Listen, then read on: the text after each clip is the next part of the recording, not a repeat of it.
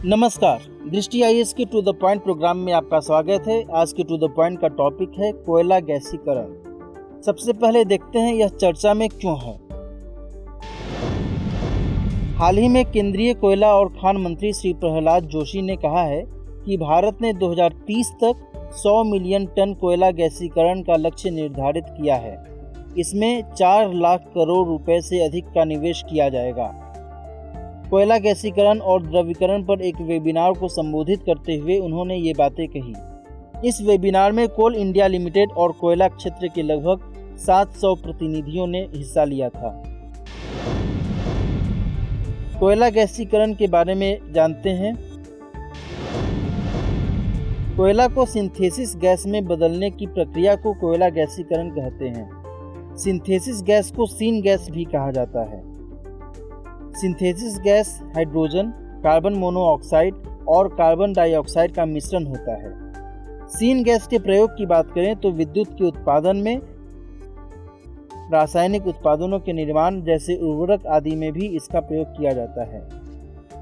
कोयला गैसीकरण के लाभ की बात करें तो स्थानीय प्रदूषण की समस्या को कम करने में इसकी अहम भूमिका होती है और आर्थिक तथा ऊर्जा सुरक्षा के लिहाज से भी यह महत्वपूर्ण है। कोयला गैसीकरण की कुछ खामियां भी हैं, जैसे पारंपरिक कोल प्लांट की अपेक्षा कोल गैसीफिकेशन में ज़्यादा कार्बन डाइऑक्साइड निकलती है। इसमें ज़्यादा मात्रा में पानी का उपयोग किया जाता है।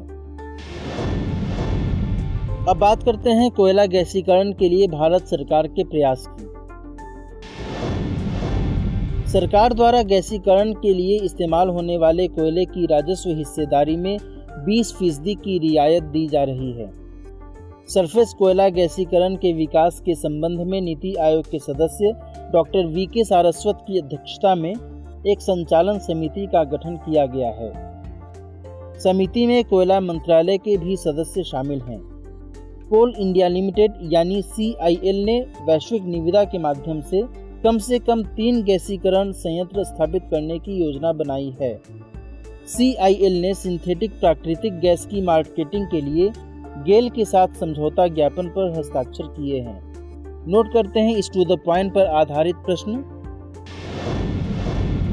प्रश्न है, कोयला गैसीकरण के संबंध में निम्नलिखित कथनों पर विचार कीजिए। कथन 1, यह कोयला को सिंथेसिस गैस में बदलने की प्रक्रिया है। कथन 2, इसमें बहुत कम मात्रा में पानी उपयोग किया जाता है। कथन 3, यह स्थानीय प्रदूषण की समस्या को कम करने में अहम भूमिका निभाता है। उपर्युक्त में से कौन से कथन सत्य हैं? 1 और 2, 1 और 3, 2 और 3 या फिर उपर्युक्त सभी? इस प्रश्न का सही जवाब कमेंट बॉक्स में देना न भूलें। अगले सेशन में कुछ नए टॉपिक्स के साथ हम आपके साथ फिर मिलेंगे। तब तक के लिए नमस्कार। हमारे वीडियो अंग्रेजी में देखने के लिए फॉलो करें हमारा ही दूसरा YouTube चैनल दृष्टि IAS इंग्लिश।